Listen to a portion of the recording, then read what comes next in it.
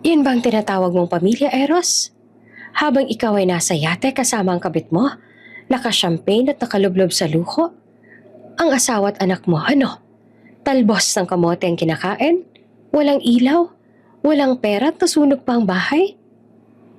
Nanginginig ang boses ng kapitbahay habang kinuyom ang cellphone na may viral video ng yacht party. Pati pagtulong, wala. Hindi mo malang tinawagan? Anong akala mo? Pogi ka? Ang totoo, ikaw ang pinakamurang lalaki sa mundong to. Sa barong-barong, si Mira yakap ang anak. Hinihintay siyang umuwi. Ngunit biglang sumiklab ang isang apoy. Lance, anak ko!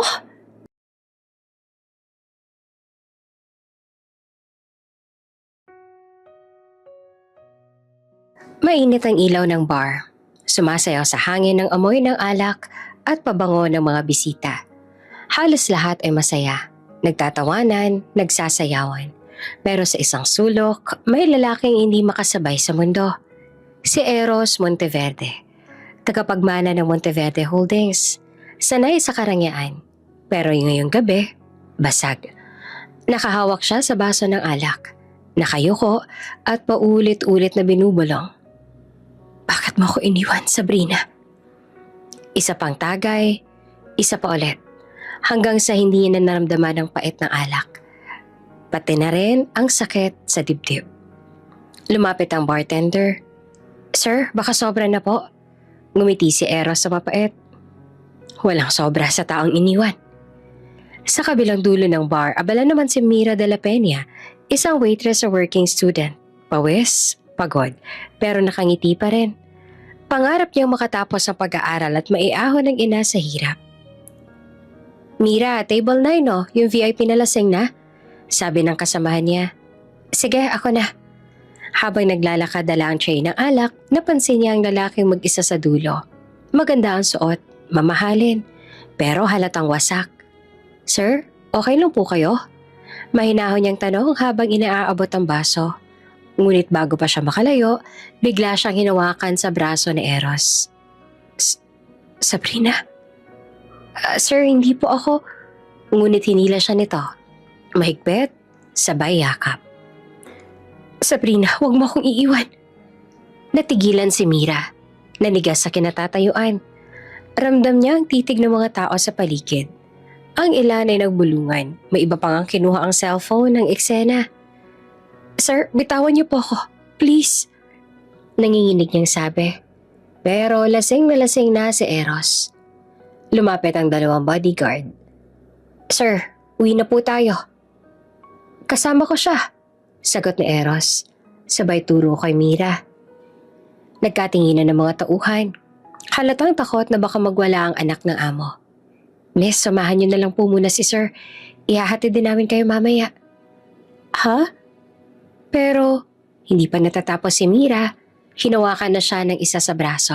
Dahan-dahang inalalayan palabas. Habang naglalakad, ramdam niya ang mga mata ng tao sa kanya. Parang bawat takbang niya, may kasamang hiya. Sa loob ng private suite ng hotel, bagsak agad si Eros sa kama. Tahimik lang si Mira. Nakatayo sa may pinto. Hindi alam kung aalis ba o mag-aalaga. Sir, tatawag na lang po ako ng driver ninyo. Sabi niya. Pero hindi na sumagot si Eros. Tuloy-tuloy lang ang pag-iyak at pagbulong ng Sabrina. Naiisip ni Mira, baka kailangan lang niyang siguraduhin ligtas ito. Nilapitan niya. Inayos ang kumot, inilagay ang baso sa mesa. Pero biglang hinawakan ni Eros ang kamay niya at hinila. Huwag mo akong iwan. Bulong nito sabay yakap ng mahigpit. Sir, tama na po, please. Pero mahina lang ang boses niya. Wala nang sumunod na salita. Tanging katahimikan, ulan sa labas, at ang tunog ng tibok ng pusong pareho nilang sugatan. Kinabukasan, mainit ang sikat ng araw na pumasok sa kwarto. Napakurap si Eros, mabigat ang ulo, nanunuyo ang lalamunan. Bulong niya habang nag-uunat. Amoy alak pa rin ang paligid. Pagtingin niya sa gilid ng kama, may babae. Natigilan siya at napabalikwas ang bangon. Sino to? Mabilis siyang sabi. hawak ang noo. Nakatulog pa rin ang babae. Nakatalikod, balot ng kumot. Nilapitan niya ng dahan-dahan. Kita niya ang uniform. Waitress uniform ng bar kagabi. Shoot! Napamura siya habang unti-unting bumabalik ang alaala ng gabi. Mga bote ng alak, sigawan. Ang mukha ni Sabrina sa isip niya at ang sandaling nahawakan niya ang braso ng isang estranghera. Hindi totoo to. Agad siyang tumayo. Nagbihis ng shirt at lumabas ng kwarto. Hawak ang ulo. Galit sa sarili, nalilito. Sa labas ng pinto, andon ang mga bodyguard. Sir, good morning. Nakauwi na po ba yung kasama ninyo? Napatingin si Eros sa kanila. Mabigat ang boses. Pakihatid siya. At siguraduhin na yung walang makakaalam na nangyari kagabi. Clear? Yes, sir. Pagkaraan ng ilang minuto ay nagising din si Mira. Masakit ang ulo. Nanginginig ang kamay. Tiningnan niya ang paligid. Magarang kwarto. Kalat ang mga bote. At siya, nakabalot sa kumot. Tumingin siya sa salamin sabay takip ng bibig. Diyos ko.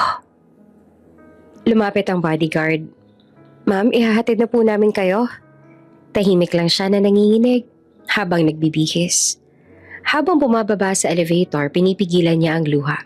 Gusto niyang magalit, sumigaw, pero wala siyang lakas. Pagdating sa labas, sakay siya ng itim na kotse hanggang sa may tapat ng bahay nila. Walang salita. Pagbaba niya, mabalis na umalis ang sasakyan. Pumasok siya sa bahay nila. Tahimik, tapos biglang napaupo sa sahig. Hindi to totoo. Ayoko nang maalala. Bulong niya. Umiyak. Lumipas ang mga linggo, tahimik si Mira. Halos hindi siya kumakain. Isang gabi habang naglilinis ng mesa, bigla siyang nahilo. Baka pagod lang, sabi niya. Pero nang maulit-ulit, nagpa siyang bumili ng test kit. Sa banyo, hawak ang maliit na stick, nanginginig ang kanyang kamay. Ilang segundo pa, 2 linya. Hindi, pwede. Napaupo siya sa sahig at luhaan. Bakit ako pa? Nabalitaan ng pamilya Monteverde ang nangyari. Hindi dahil kay Eros, kundi dahil sa kumalat na video mula sa bar. Ang eksena ang lasing siya, hawak ang waitress. Galit si Doña Celia, ang ina ni Eros. Pinahiya mo ang pamilya natin. Alam mo ba kung anong chismis ngayon sa media? Tahimik lang si Eros na nakayuko. Pakakasalan mo yung babae. Wala nang usapan. Pero ma, hindi ko naman siya kilala. Hindi ko sinasabi kung kilala mo siya o hindi. Ang pangalan natin ang iniingatan ko. Sa mismong sandali matapos ang seremonya, lumapit si Eros. Bulong na halos pabulong. Hindi kita minahal. At hindi kailanman mangyayari. Ang araw ng kasal ay dapat puno ng saya. Pero sa Monteverde Estate, ang bawat bulaklak ay tila nakayuko at ang bawat nota ng violin ay parang panaghoy. Ang garden wedding na planado ng pamilya ay mukhang ingrande. Puting bulaklak, gintong ribbon, mamahaling tela sa bawat mesa. Pero kahit anong ganda ay walang buhay. Nakatayo si Mira na nakaputi at nanginginig ang mga daliri habang hawak ang mga bulaklak. Hindi niya alam kung saan ibabaling ang tingin. Sa bawat flash ng kamera, ramdam niya ang bigat ng tingin ng mga bisita. Parang lahat nagtatanong, sino yan? Bakit siya? Ang suot niyang gown, hindi bago. Kinuha lang daw sa lumang aparador ng pamilya. Medyo luma na ang lace, medyo sira ang zipper. Pero wala siyang karapatang pumili. Sa isip niya, hindi ko ginusto to, pero kailangan kong harapin. Sa altar, naroon naman si Eros. Nakatayo ng tweed, malamig, para siyang estatwa. Gwapo pero walang emosyon. Nakasuot siya ng black tuxedo, pero kahit gaano kaganda ang suot, halatang mabigat ang loob.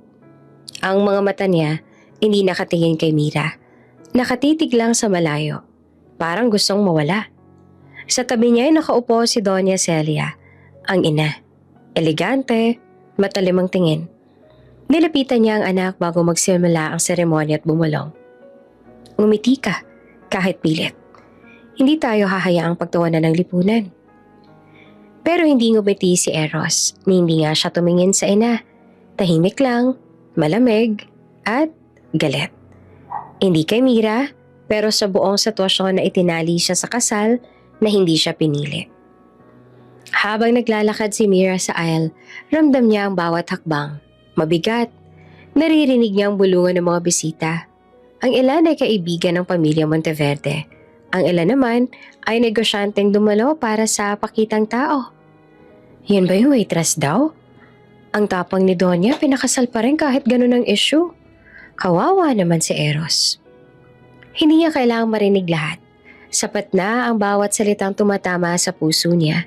Sa gilid, may isang babae na tahimik na nanonood. Naka-sunglasses, pulang lipstick at mamahaling damit. Si Sabrina. Nakaupo siya sa lilim ng puno. May hawak na wine glass. Kawawa naman siya. Pinalitan ng pangit. Bulong ng kaibigan niyang katabi. Ngumiti si Sabrina na mapait. Hindi magtatagal yan. Hindi alam ni Mira na siya ang pinagtatawanan. Nakatuon lang siya sa altar. Pilit na humihinga ng malalim para hindi matumba. Nagsimula ang seremonya. Ang pare mabagal magsalita. Parang walang emosyon din.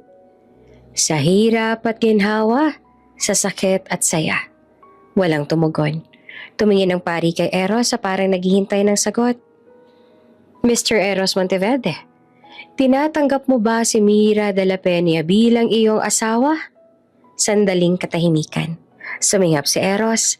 Alos hindi makita ng pare ang bahagyang paggalaw ng labi. Oo. Tahimik na halos hindi marinig. Ngunit sapat na para ipagpatuloy ng pare ang kasal. Pagtingin ni Eros kay Mira, wala. Walang lambing. Walang init. Parang hindi taong tinitingnan niya. Parang isang obligasyon lang. At nang marinig ni Mira ang, "You may now kiss the bride," walang nangyari. Hindi siya hinalikan. Tumingin lang si Eros sa kanya, malamig, at tumalikod agad nang matapos ang seremonya. Pagkatapos ng kasal sa reception, nagsayawan ng mga bisita. Nagkampayan ng champagne, pero walang Eros. Nasa mesa lang siya na nakayuko. May hawak na baso pero hindi umiinom. Nilapitan siya ng ina. "Smile, Eros, may mga kamera." "Ma, tapos ang palabas." "Hindi to palabas, anak. Ito ang buhay natin. At kung gusto mo manatili sa pamilyang to, sundin mo ko." Tumayo si Eros. Walang paalam. At umalis papunta sa kwarto nila. Sa silid nila sa malaking bahay, may 2 kama. Isa para sa kanya, isa kay Mira. Tahimik silang 2. Wala ni isang salita matapos ang kasal. Si Mira tahimik na nag-aayos ng gown. Tinatanggal ang mga alahas na pinilit lang isuot sa kanya. Si Eros naman nakaupo sa gilid ng kama, nakatingin sa sahig. "Hindi kita pinili," sabi niya sa wakas sa mababa ang boses. Napatigal si Mira. "Alam ko," mahina niya namang sagot. "Ginagawa ko lang to para matapos lahat." "Salamat," sagot ni Mira kahit alam niyang hindi iyon para sa kanya. Naglakad si Eros papunta sa kabilang kama. Humiga na nakatalikod. Si Mira naman, dahan-dahang humiga rin sa kabilang kama. Tahimik. Walang halik, walang yakap. Ang tanging maririnig lang ay mahinang hikbe ni Mira. At ang malalim na paghinga ni Eros, napilit pinipigilan ang emosyon. Makalipas ang ilang oras, tahimik pa rin. Nakatingin sa kisame si Mira. Pagod na ang mata sa kaiiyak. Biglang tumunog ang cellphone sa mesa. Napalingon si Eros sabay kuha ng telepono. Isang mensahe mula sa pangalan na matagal niya nang gustong kalimutan, pero hindi magawa.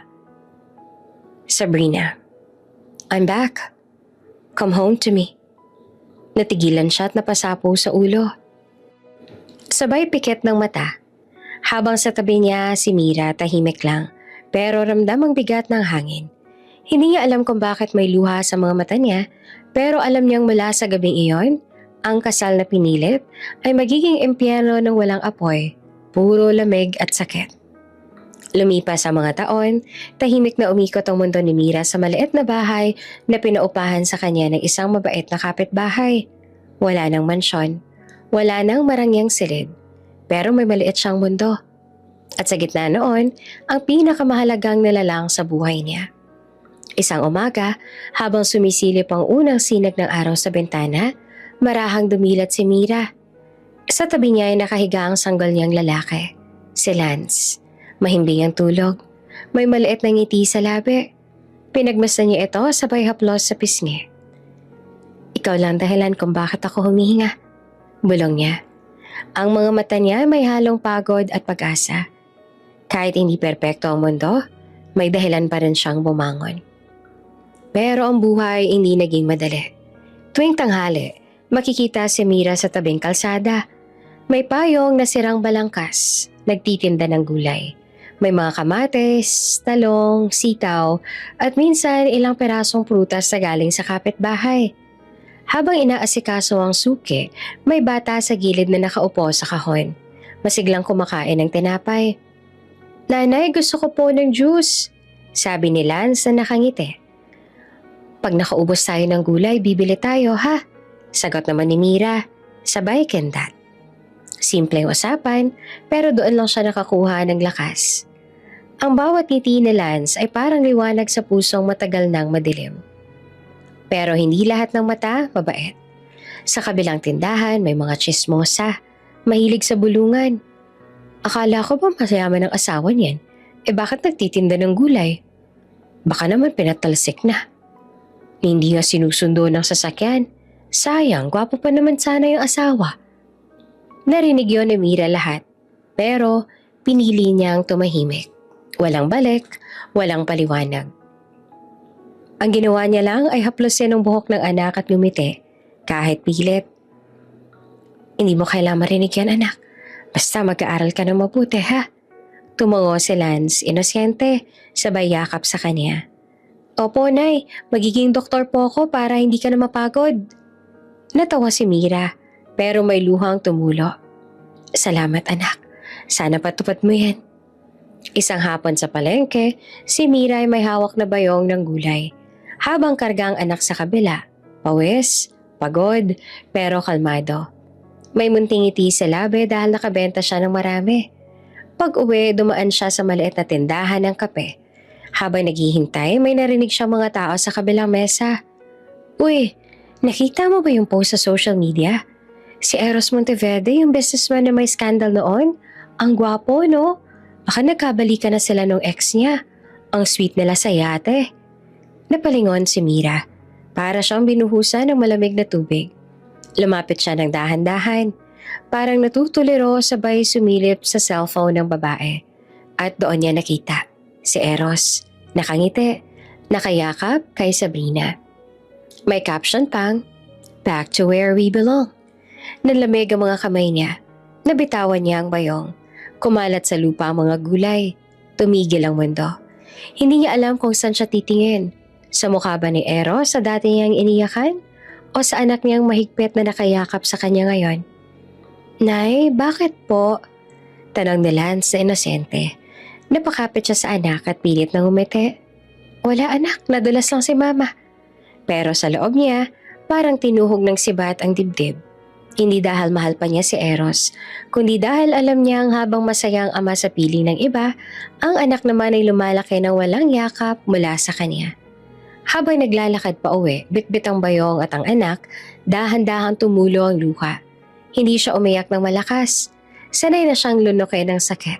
Sa isip niya, iisa lang ang dasal. Panginoon, huwag niyo pong hayaang maranasan to ng anak ko. Sa akin na lang lahat ng hirap. At sa gabing iyon, habang tulog na si Lance, humawak siya sa maliit na larawan ng anak. Sabay bulong. Kaya ko to. Hanggang ikaw ang dahilan, hindi ako susuko. Gabi, tahimik ang dagat. Pero sa kalagitnaan nito ay may isang malaking private yacht na parang palasyo sa tubig. Kumikinang ang mga ilaw, sumasayaw sa alon, at ang tunog ng live band ay parang halakhak ng kayabangan. May mga bisitang naka-white linen at gown, nagtatawanan, nagsasayawan, at nagbubunye sa ilalim ng bituin. Si Sabrina, suot ang mamahaling diamond necklace, ay parang reyna ng gabi. Nakadantay siya sa braso ni Eros na nakaputing polo at mamahaling relo. Maganda silang tingnan, larawan ng tagumpay at karangyaan. Ngunit sa likod ng mga ngiti ni Eros, may bahagyang lamig sa kanyang mga mata. Isang bakas ng hapagod na hindi niya alam kung saan nanggagaling. Cheers to the love and second chances! Sigaw ni Sabrina.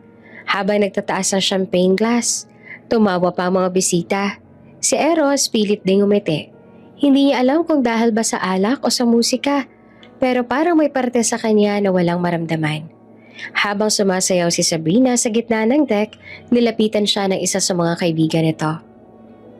Eros, buti na lang di mo na kailangang itago si Sabrina. Finally, ikaw na ulit to. Tumango lamang si Eros na kunwaring masaya, ngunit sa pagitan ng tawanan at flash ng mga kamera, napatitig siya sa malayo, sa laot, sa dilim, sa kung saan walang musika at walang ilaw. Hindi niya alam kung bakit biglang naalala niya ang mukha ni Mira, ang luha nito noong araw ng kasal, at ang maliit na bata sa tiyan nito. Babe, where are you looking? Tanong ni Sabrina at nakangiting may halong selos. Wala. The stars. Malamig niyang sagot. Ngumiti naman si Sabrina sabay halik sa pisngi niya. Then stop looking at the stars. Look at me.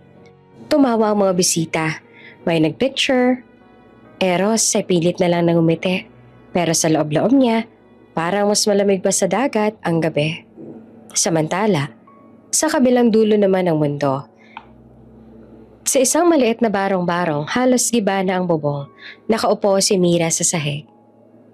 Walang kuryente. Brownout na naman sa kanilang lugar. Tanging ilaw ng kandila ang nagbibigay liwanag sa maliit na silid. Sa harap niya ay nakaupo si Lance, 3 taong gulang, payat pero masayahin. May hawak siyang mangkok ng talbos ng kamote at konting asin. Anak, open mouth, sabi ni Mira habang inaabot ang kutsara sa anak. Ngumanga naman ang bata, masayang sumubo.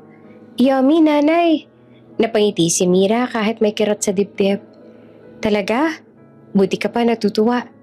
Habang kumakain ng mag-ina, dumadaan sa labas ang mga kapitbahay. May ilan na nagkakwentuhan, may iba namang nagsisilip sa bintana niya. Akala ko ba asawa ng mayaman yan? Oh, tignan mo nga oh. Talbos lang ang ulam. Sayang ang ganda. Iniwan lang ng lalaki. Narinig lahat ni Mira. Pinili niyang manahimik. Balang araw anak, aangat din tayo. Hindi habang buhay ganito. Mahina niyang sabi habang pinupunasan ng pawis sa Lance. Yes, Nay. Paglaki ko, bibigyan kita ng malaking bahay. Sagot ng bata. Inosente. Natawa si Mira, pero kasabay ng tawa ay luha. Kinuha niya ang maliit na laruan ni Lance. Lumang kotse iyon na gawa lang sa kahon at ipinahawak dito. Yan na muna ha. Laruan mo habang bata ka. Balang araw, totoo na yan. Ngumiti ang bata. Sa simpleng mga sandaling iyon, kahit mahirap, kahit gutom, ramdam ni Mira ang kakaibang saya. Yung galing sa pagmamahal at hindi sa pera. Habang lumalalim ang gabi, umupo si Mira sa gilid ng banig at pinatulog sa Lance. Kumakanta siya ng lullaby. Mahina lang, halos pabulong. Sa labas ay maingay pa rin ang kalsada. May mga lalaki nagiinuman, may mga batang nagtatakbuhan. Pero sa loob ng maliit na lang bahay, tanging hangin at paghinga na Lance ang maririnig. Biglang, tik-tik-tik, napatingin si Mira sa kisame. Unay akala niya ulan lang, pero wala namang patak. Maya-maya may narinig pa siyang kakaibang tunog, parang spark. Sumingot siya at may naamoy. Amoy na susunog na wire. Kinabahan siya. Tumayo agad. Tiningnan ng kisame at may maliit na usok na lumabas sa sulok kung saan nakakabit ang lumang bombilya. Kumuha siya ng basahan. Sinubukang tapikin. Pero, psst! Umilaw ng maliwanag. Sabay putok.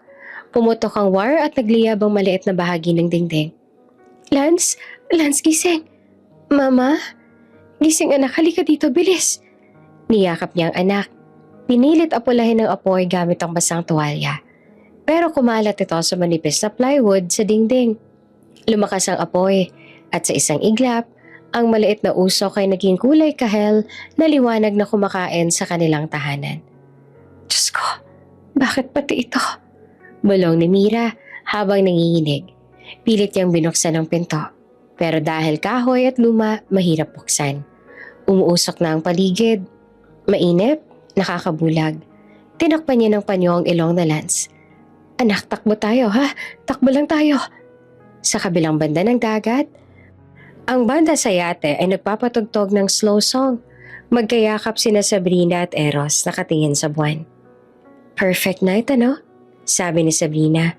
Tumango lamang si Eros at hindi makasagot. Habang hinahaplos si Sabrina ang dibdib niya, biglang sumagi sa isip ni Eros ang imahe ni Mira. Hawak ang kanilang anak. Umiiyak mag-isa. Hindi niya alam kung bakit, pero sa gitna ng saya, parang may biglang lamig sa loob niya. Nilagok niya ang alak, hoping mawala ang pakiramdam, pero hindi. At doon, habang nilalaman ng apoy ang gabi, nagsimula ang trahedyang magbabago sa buhay nilang mag-ina at magbubukas ang bagong kabanata sa kanilang kapalaran. Sunog! Sunog! Gumulantang ang buong kalsada ng sigaw ng mga kapitbahay. Sa isang iglap ang payapang gabi na palitan ng ingay, takot at apoy. Mula sa maliit na bahay ni Mira, unti-unting lumiyab ang dingding na kahoy. Sa bawat hampas ng hangin, kumakalat ito. Parang gutom na halimaw na gustong lamunin ng lahat. Nay! Sigaw ni Lance sa umiiyak habang nakayakap sa binti ng ina. Anak, huwag kang bibitaw ha. Halika dito tayo. Tinakpan ni Mira ng basang tuwalya ang ilong ng anak. Umuusok na ang loob ng bahay. Halos hindi niya na makita ang daraanan. Ang bawat akbang, may banta ng apoy. Pilit niyang binuksan ang pinto, pero pagbukas niya, nagliyab din ang labas. Ang apoy parang pader na humarang sa kanila. Naririnig niya sa labas ang mga sigawan, pero walang makalapit. May bata pa sa loob! Tubig! Tubig! Bilis! Ngunit wala pang fire truck, walang hose. Ang mga kapitbahay nagbubuhos lang ng balde ng tubig. Pero maliit na patak lang iyon laban sa apoy na lumalaki. Umuubos sa Lance. Masakit ilong ko, Nay. Ang init. Sandali lang anak ha, sandali lang. Nanginginig ang tinig ni Mira. Pinilit niyang gumapang papunta sa may bintana. Pinukpok niya ito ng lumang kahoy. Pero mahina siya. Halos wala ng lakas. Nalalabo na ang paningin niya. Ang init, parang kumakain sa balat. Diyos ko, tulungan mo kami. Sa labas ng makipot na eskinita, dumating ang itim na SUV. Mamahalin ang gulong. Malinis kahit maputik ang daan. Bumaba ang driver at sinundan ng isang lalaking matangkad, nakaitim na coat. Si Don Alessandro de la Vega. Isang businessman na kilala sa kabutihan, pero bihirang makita sa ganitong lugar. Napakunot ang noon niya na makita ang makapal na usok. Anong nangyayari dito? Tanong niya sa driver. Sir, may nasusunog pong bahay. Sabi nila may mag-ina raw po sa loob. Agad siyang napatingin. Bakit walang gumagalaw? Singhal niya sa mga tao. Sir, masyado pong mainit. Wala pang bumbero. Sagot ng isa. Isang sigaw ang sumunod. Boses ng bata sa loob. Nay! Napalingon si Don Alessandro. Tumigil siya ng ilang segundo, pero hindi na nag-isip. Hinubad niya ang coat, ibinigay sa driver at sumugod diretso sa gitna ng apoy. Sir, delikado! Habol ng driver, pero hindi siya nakinig. Sa loob ng bahay, halos hindi na makahinga si Mira. Nakahawak siya kay Lance, nanginginig, luhaan. Anak, ang mata mo, isara mo lang ha, sandali lang. Nay, natatakot ako. Shh! Nanay's here, huwag kang matakot. Nasa gilid na ng pagkahimatay si Mira nang maramdaman niya may malakas sa kamay na humawak sa balikat niya. Ma'am, halika! Isang lalaking boses. Malakas, may otoridad. Nagulat siya. Hindi niya maaninag ang mukha. Puro usok. Pero ramdam niya ang tapang sa tinig. Buhatin mo yung bata, ako na sa'yo. Sabi ng lalaki. Tinulungan niya itong tumayo. Pero dahil nahihilo, halos madalas siya. Hinawakan siya ng lalaki sa braso at minuhat sa Lance. Lance? Sigaw ni Mira. Okay lang po siya. Hawak ko siya. Bilisan na natin. Lumakad silang dalawa, halos gumagapang sa gitna ng nagbabagang sahig. Ang bawat takbang may bitak, may apoy. Nasa unahan ng lalaki at sinasalo ang init ng apoy gamit ang sariling katawan. Si Mira naman halos madapa, nanginginig pero patuloy sumusunod. Nang maramdaman ni Mira ang malamig na hangin mula sa may pinto, doon lang siya nakahinga. Nasa labas na sila. May humawak sa kanya. Mga kapitbahay na agad na tumulong. Tubig, tubig, bilisan ninyo! May nag-abot ng timba at tinapon sa kanila para maibsan ang init. Niyakap ni Mira sa Lance. Anak ko! Umuubo pa rin sa Lance pero buhay. Nay, mahina nitong sabi. Ang init po. Shh! Tapos na anak, tapos na. Si Don Alessandro naman halos madumihan ang buong damit. May paso sa braso, pero kalmado. Dalhin sila sa kotse. Utos niya sa driver. Pero sir, kayo po? Wala akong pakialam. Dalhin mo na sila sa ospital. Habang naglalakad si Mira, halos hindi pa rin siya makapaniwala. Ang bahay nila, nilalamon ng apoy. Lahat ng gamit nila, mga damit, litrato, laruan ni Lance, lahat natupok. Wala na siyang tira, kundi ang bata at ang basang tuwalya sa kamay. Napaluhod siya sa lupa, umiiyak ng tahimik. Ang usok ay pumapailan lang sa himpapawid. Ang mga tao nakatingin lang. May iba na naaawa pero wala ring magawa. Lumapit si Don Alessandro. Tahimik lang siya. Hindi niya kilala ang babaeng to, pero nakita niya ang determinasyon na iligtas ang anak sa gitna ng impyerno. Miss, sabi niya sa mahinahong tinig, ligtas na kayo.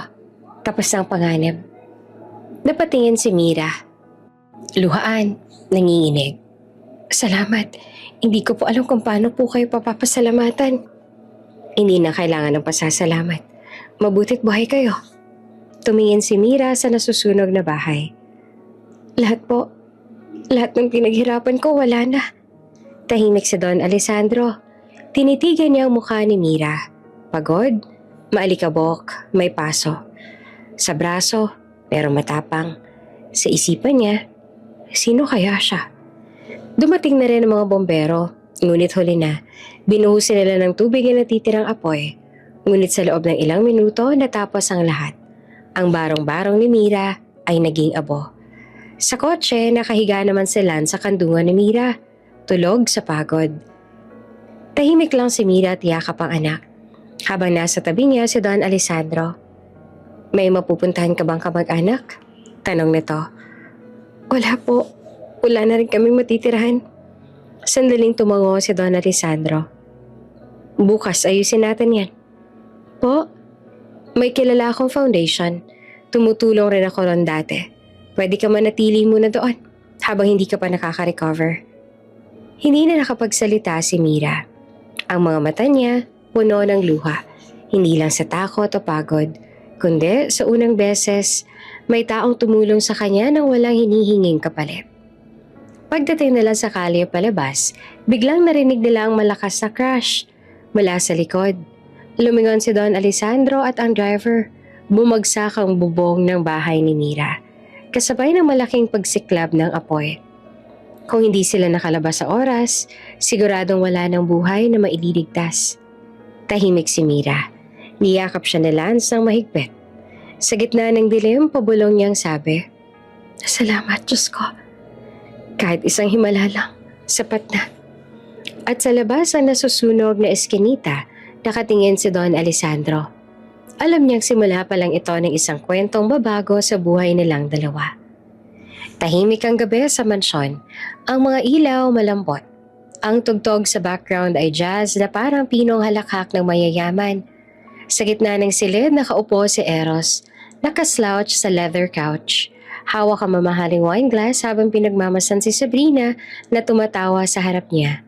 Suot nito ang silk nightgown, kumikintab sa ilalim ng ilaw, habang nagkukwento ng bagong plano nila para sa negosyo. Imagine, love, sabi ni Sabrina habang naglalakad papunta sa kanya. Kapag lumaki pa ang brand natin sa Singapore, wala ka na kailangang isipin. Hindi mo na kailangang bumalik sa mga kahapon mo. Napangiti naman si Eros ang tipid. Pero hindi siya sumagot. Tumingin siya sa bintana kung saan nakita ang malawak na hardin na tahimik at maaliwalas. Parang walang problema. Parang perpekto ang gabi. Pero sa loob niya, may kung anong kulang. Parang tahimik na ingay sa dibdib na ayaw tumigil. Tok, tok, tok. 3 marahang katok sa pinto ng mansyon. Napatingin si Sabrina, bahagyang nainis. Who could that be at this hour? Reklamo niya habang nalingon ang butler. Pagbukas ng pinto, pumasok si Manuel. Ang butler na matagal na nilang kasambahay. Namumutla at nanginginig ang kamay habang may hawak na maliit na folder. Sir, mahina niyang sabi. May mga pulis po sa labas. Kumunot ang noon ni Eros. Pulis? Bakit? Hindi sumagot si Manuel. Binuksan lang ang pinto at pumasok ang 2 uniformed police officers. Mabibigat ang hakbang. Ramdam agad ang kakaibang bigat ng presensya nila. Mr. Eros Monteverde? Tanong ng isa. Tumango si Eros. Nagtataka. Sir? Patuloy ng polis. Mabagal, maingat. Humihingi kami ng paumanhin. Pero kailangan niyo pong malaman. May sunog po kanina sa lugar ng San Vicente compound. At isa po sa mga nasunugan ay ang bahay ng asawa ninyo. Ayon po sa mga nakakita, nasawi sila ng anak ninyo. Parang may sumabog sa utak ni Eros. Nabitawan niya ang hawak na wine glass. Tumama sa sahig, sabog, nagkalat ang pulang alak na parang dugo. Tahimik ang lahat. Walang huminga. Ang jazz music sa background nagpatuloy pa ng ilang segundo bago ito pinatay ng butler. Parang kusa nitong naramdaman ng bigat sa ere. Hindi agad nakapagsalita si Eros. Tumitig lang siya sa sahig, sa basag na salamin, sa alak na tumutulo sa carpet. Paulit-ulit sa isip niya ang mga salitang, nasawi sila. Ang asawa ninyo, ang anak ninyo. Walang luha, walang sigaw. Pero ang panga niya, kumikibot. Ang dibdib niya humihigpit na parang may bakal na pumipiga. Hindi siya makagalaw. Si Sabrina sa tabi niya ay biglang tumayo at lumapit. Kunwari nagulat. Oh my God! Sabi niya pero walang tunay na gulat sa mukha. Lumapit siya, niyakap si Eros mula sa likod. Inilapot ang ulo sa balikat nito. It's for the best, love. Mahina niyang bulong. Halos pabulong lang na parang lason. Now, you're free. Free. Oo. Yun ang gusto niya noon, diba? Kalayaan mula kay Mira. Kalayaan mula sa responsibilidad. Pero bakit parang ngayon, hindi siya makahinga? Bakit parang may kumakabig sa puso niya? May parte ng kaluluwa niyang biglang nawala. Pinikit ni Eros ang mga mata niya. Sa loob ng isipan, biglang pumasok ang imahe ni Mira. Nakangiti, bitbit ang bata. Pawisan, pero masaya. Naaalala niya ang unang gabi nilang magkasama sa maliit na bahay. Ang simpleng hapunan. Ang mga pangakong hindi natupad. Isang mahinang hikbe ang lumabas sa kanya. Halos hindi marinig, pero sapat na para maramdaman ni Sabrina. Tinapik niya ang braso ni Eros pero may ngiti sa labi. Huwag ka na masyadong malungkot. Hindi mo naman sila ginusto, diba? Tahimik lang si Eros. Tumingin siya sa sahig. Hindi niya kayang tumingin kay Sabrina. Mabilis siyang tumayo. Kinuha ang cellphone at lumayo. Pumasok siya sa veranda. Binuksan ang bintana. Ang malamig na hangin na tumama sa mukha niya, pero hindi niya na maramdaman. Tumawag siya, instinct lang. Ang number ni Mira, kahit matagal nang hindi ginagamit, nakasave pa rin sa phone niya. Dial tone, wala nang sumagot. Napakuyom siya ng kamao. Sir, mahina ulit na tawag ng polis mula sa sala. Humingi na po kami ng tulong para ma-identify ang mga katawan. Kailangan po ng next of kin. Hindi agad sumagot si Eros. Pinikit niya ang mga mata, huminga ng malalim. I'll go there tomorrow. Sabi niya sa malamig na tono. Salamat. Pag-alis ng mga pulis, bumalik siya sa sofa. Tahimik. Hindi niya namalayang umupo ulit. Nakatingin lang siya sa basag na baso. Sa mga pulang patak sa sahig. Si Sabrina umupo rin sa tabi niya. Kinuha ang kamay. Love, malambing ang tono. I know this is hard, Pero tingnan mo naman, tapos na ang gulo. You can start a new life with me. Hindi siya sumagot. Tiningnan lang niya ang babae. At sa unang pagkakataon, napansin niya kung gaano ito kalayo sa mundong minsang meron siya. Walang init, walang puso. Lahat ay puro liwanag sa labas, pero sa loob, puro dilim. Tahimik ang buong mansyon. Ang orasan lang maririnig. Parang bawat segundo ay bumabagsak ang bigat sa dibdib ni Eros. Hanggang sa bigla siyang napabulong. Halos hindi naririnig kahit ang sarili niya. Mira, Lance. At doon sa unang pagkakataon, matapos ang matagal na panahon, may isang patak ng luha na tumulo sa pisngi ni Eros. Isang luha lang, mabilis siyang pinunasan. Parang ayaw niya pang aminin. Pero huli na. Ang gabi ay lumamig at ang unang pakiramdam ng tunay na pagsisisi nagsimula ng manahan sa puso niya. Sa labas ng bintana, sa madilim na kalye, may isang lalaki na kamasid mula sa SUV, si Don Alessandro. Tahimik niyang binuksan ang cellphone, ipinakita ang litrato ni Namira at Lance. Buhay at nasa ospital. Not yet, Eros. Bulong niya. Hindi pa tapos ang lahat. Tahimik ang buong silid. Tanging tunog lang ng beep-beep mula sa heart monitor ang bumabasag sa katahimikan. Amoy antiseptic at malamig ang hangin. Ibang-iba sa mga gabi ng usok at kandila na nakasanayan ni Mira. Pagdilat niya ng mata, una niyang nakita ang puting kisame at maliwanag na chandelier. Sandaling naguluhan ang isip niya. Parang hindi totoo. Parang panaginip. Nasaan ako? Mahina niyang bulong at pilit tumatayo. Biglang bumalik ang takot. Lance, nasaan ang anak ko? Agad na lumapit ang isang nurse. Sinabayan ng doktor na may mahinhingit eh. Kalma lang po, miss. Ligtas po ang anak ninyo. Nasa kabilang kama po. Napalingon siya. At doon, parang biglang pumagal ang oras. Sa tabi niya ay nakahiga si Lance. Mahimbing ang tulog. May maliit na oxygen tube sa ilong. May benda sa braso. Pero maayos. Humihinga. Buhay. Tumulo ang luha ni Mira. Nilapitan niya agad. Hinawakan ang kamay ng anak at hinalikan niyo ng marahan. Salamat, Diyos ko. Bulong niya na halos hindi marinig. Salamat at buhay siya. Ang doktor ay ngumiti. Isang mabuting tao po nagdala sa inyo rito. Kung hindi siya agad nakarating, baka hindi na kayo umabot. Napakunot ang noon ni Mira. Sino po? Bago pa makasagot ang doktor, bumukas ang pinto. Pumasok ang isang lalaki. Matangkad, nakaitim na coat at halatang galing sa mayamang pamilya. Ang mga mata niya, seryoso pero hindi malamig. May lalim na parang may tinatagong bigat. Si Don Alessandro. Tahimik siyang lumapit. Nakatingin kay Mira na parang may gustong sabihin pero nagdadalawang isip. Sa kamay niya may hawak na lumang litrato. Babaeng halos kamukha ni Mira. Hindi mo ako siguro kalala. Sabi niya sa mababang boses. Nilingon siya ni Mira, halatang naguguluhan. Pero ang nanay mo, si Aling Rosa. Minsan niyang iniligtas ang buhay ko. Nanlaki ang mga mata ni Mira. Si Mama? Tumango si Don Alessandro. Oo. Noon nang mahulog ako sa ilog malapit sa lumang pabrika, siyang sumagip sa akin. Wala siyang hiniling. Wala akong nagawa noon para suklian yon. Huminga siya ng malalim. Ngayon, oras ko naman para tumulong. Natahimik si Mira. Hindi niya alam kung ano ang sasabihin. Ang mga kamay niya ay nanginginig habang hinahaplos ang buhok na Lance. Hindi ko po hinihingi ito.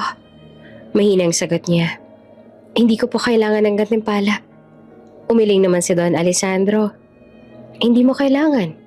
Hindi ko to ginagawa dahil sa awa. Tumayo siya ng tuwid. Tiningnan siya sa mata. Ginagawa ko to dahil may utang akong hindi kayang bayaran ng pera. Lumapit siya sa side table.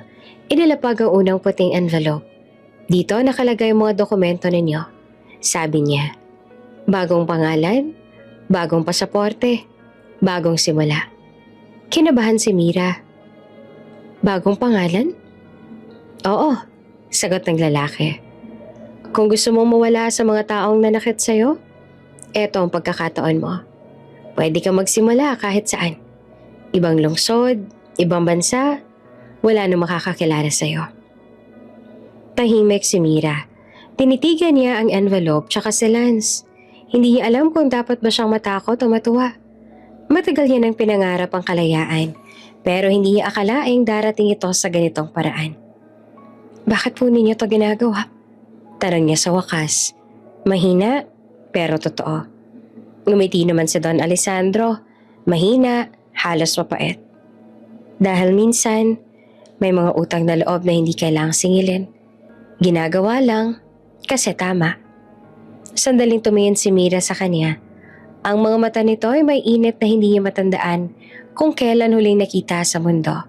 Hindi ito tingin ng awa. Hindi rin ito tingin ng pagnanasa. Tingin ito ng paggalang. Umupo si Don Alessandro sa tabi ng kama ni Lance. Magaling siyang bata.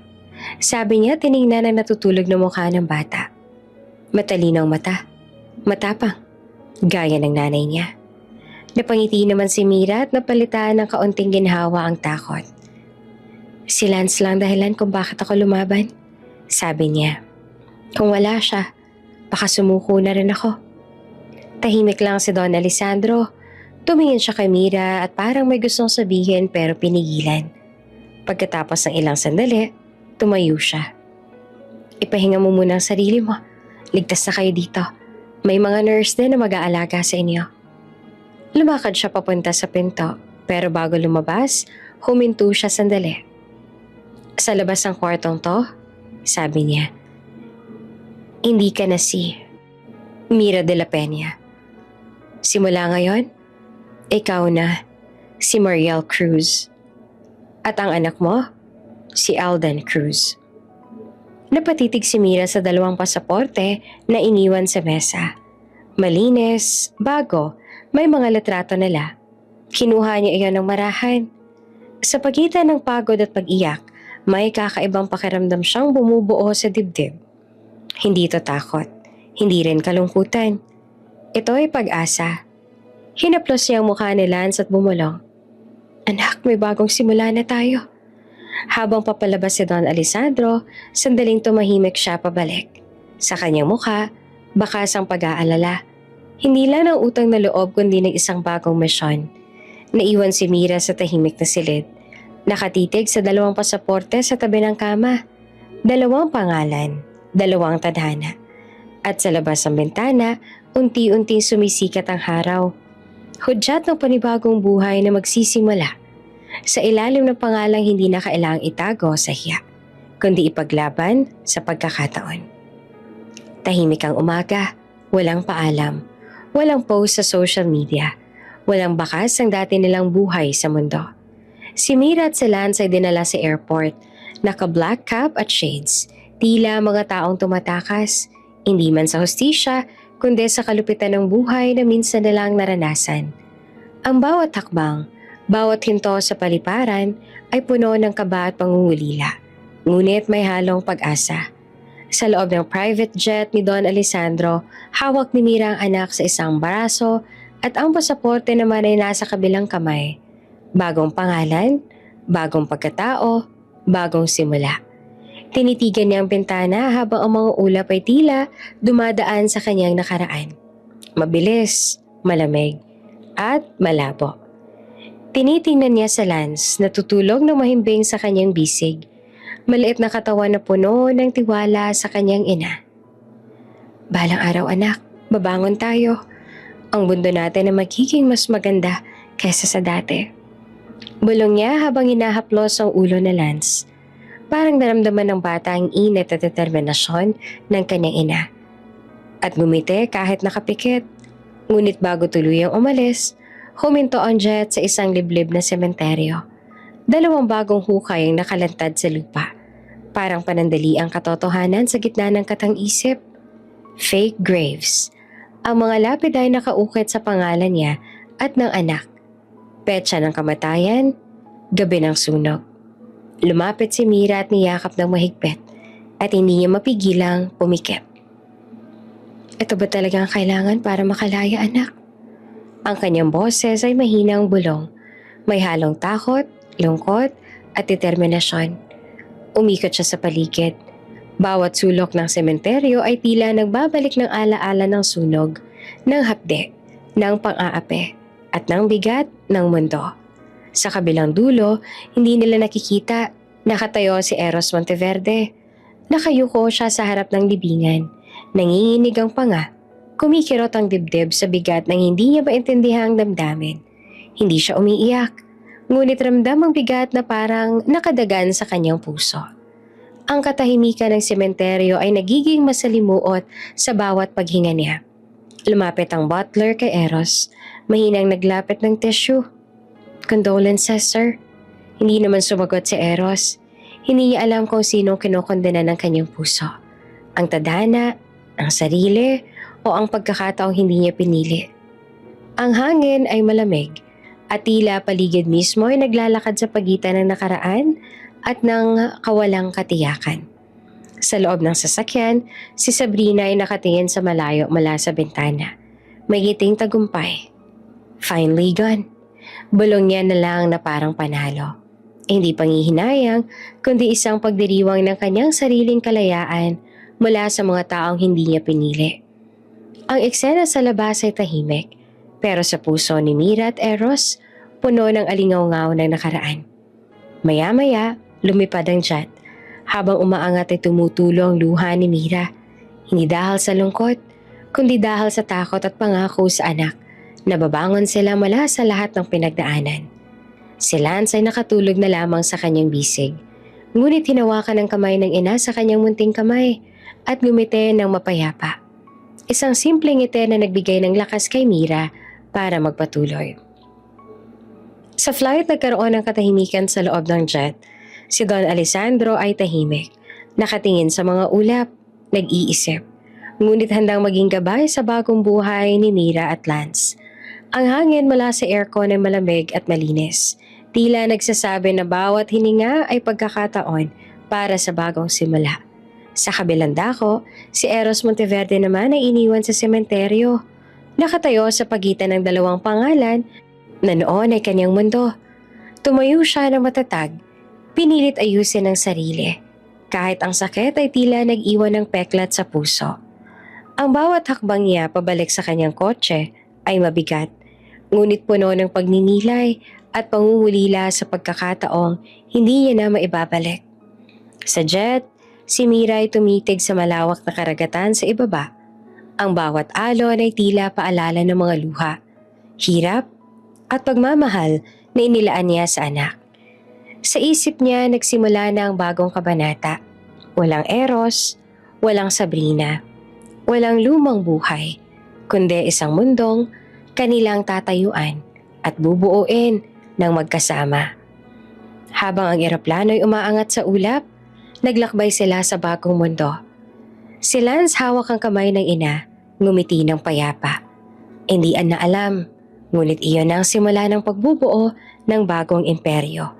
Imperyo ng tapang, pagmamahal, at bagong pag-asa. Lumipas ang mga taon, ang dating barong-barong na silid at simpleng palengke sa Pilipinas ay napalitan ng malamig na lungsod sa Europa. Ang hangin ay malamig, may halong aroma ng pine at snow, at tahimik na lumalaki sila sa isang tahanang puno ng kaayusan, kaalaman at pagkakataon.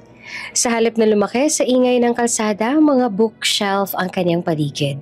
Puno ng libro, educational toys at interactive puzzles. Ang malaking glass wall ay may tanaw sa snow-capped mountains na tila paalala ng katahimikan at oportunidad sa bagong buhay. Ngunit higit sa material na bagay, si Lance ay pinalaki ni Mira na may puso, disiplina at pagmamahal.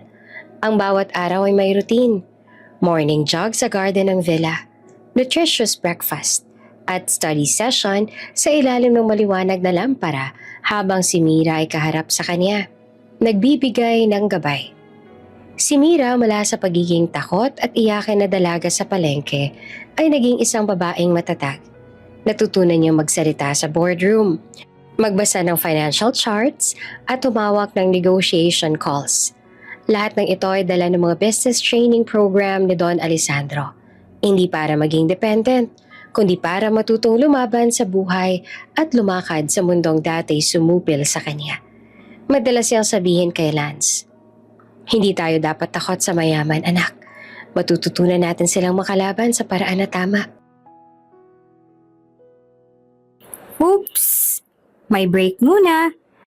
Gusto mo bang ma-shoutout dito sa channel ni Ate Jane? Mag-comment lang ng lesson you learned from the latest story uploaded. Dahil pipili kami ng isang best comment of the day para i-shoutout sa susunod na upload. Kaya huwag kalimutang mag-iwan ng lesson you learned after you watch this video. Maraming salamat! Shoutout nga pala kina Benigno Olaco, Nila Bordeos, at username Aquarius Girl from Dubai. Sa ating mga taga-subaybay, paki-comment naman po sa baba kung taga saan kayo para alam ko kung hanggang saan umaabot ang mga kwento ni Ate Jane at para ma-shoutout ko kayo sa mga susunod pa nating mga kwento. Maraming salamat sa pakikinig!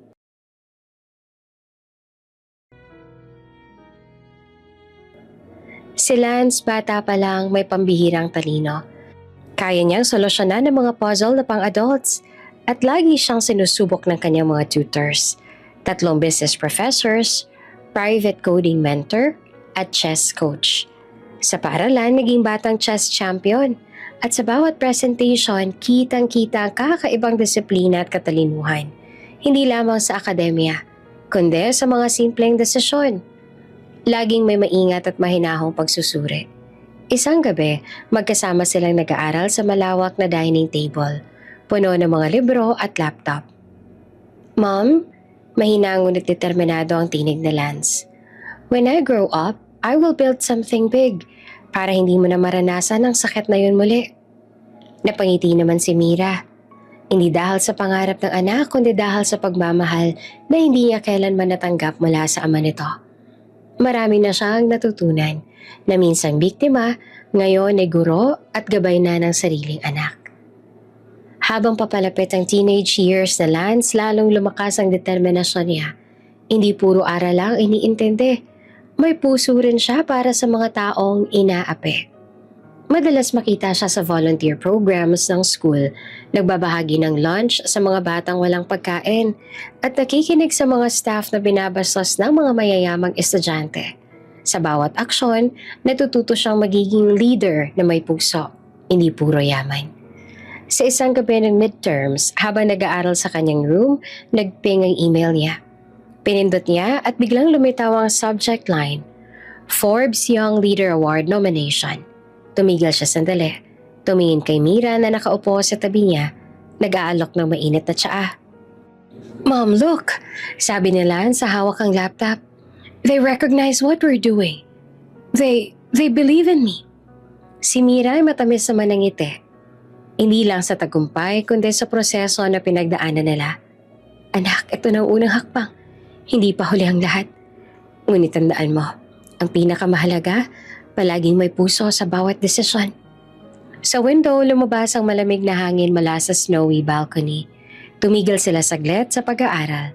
Tumitig sa malawak na lungsod sa ibaba. Simbolo ng mundo na maaari nilang harapin at baguhin. Sa puso ni Mira, ramdam ang halo ng pag-asa at kaba. Handa na ba silang harapin ang bansang minsang nagtapon sa kanila? Ang mundo na minsang pumigil sa kanilang pangarap? "Mom," sabi ni Lance, seryoso habang tumitig sa salamin ng kanyang kwarto. "Oras na para kunin natin ang mundong inagaw sa'yo." Tumigil si Mira sa pag-aayos sa mga papeles sa harap niya. Tumitig sa anak na ngayon ay hindi na lamang bata, kundi batang may talino, disiplina at tapang nakakampi. Hindi lamang pangarap ang nakikita niya sa mga mata ni Lance, kundi determinasyon. Handang ipaglaban ang tama at bawiin ang karapatan nila. Sa tabi ng window, tumingin sila sa snow na dahan-dahang bumabagsak. Tahimik pero puno ng simbolismo. Ang bawat patak ng niebe ay parang pagbabalik ng pagkakataon. Isang bagong imperyo. Hindi lamang sa pera, kundi sa prinsipyo, sa puso at sa hustisya. Si Lance nakaupo sa study chair, hawak ang ballpoint at notebook. Nagsusulat ng kanyang unang plano sa negosyo, kasabay ng pagbuo ng mga ideya. Nakatitig siya sa portrait ng kanilang lumang bahay na nakapaskil sa dingding. Isang paalala ng sakit at inspirasyon kung bakit kailangan nilang magtagumpay. "Mom," sabi niyang muli, "ito na ang simula." Si Mira ay niyakap ang anak, huminga ng malalim at gumiti. "Oo anak, simula na ito." Sa gabi ng European winter, sa ilalim ng liwanag ng buwan at lamig ng hangin, tahimik na nagplano ang mag-inang ito. Hindi lamang para sa yaman, kundi para sa karapatan, dignidad at kinabukasan na minsan na lang nawala. Sa puso ni Mira, ramdam niya. Sa wakas, may pagkakataon silang baguhin ang lahat. Si Lance ay tumitig sa salamin, determinado, matalim ang titig, at bumulong sa sarili. "Mom, oras na para kunin natin ang mundong inagaw sa'yo."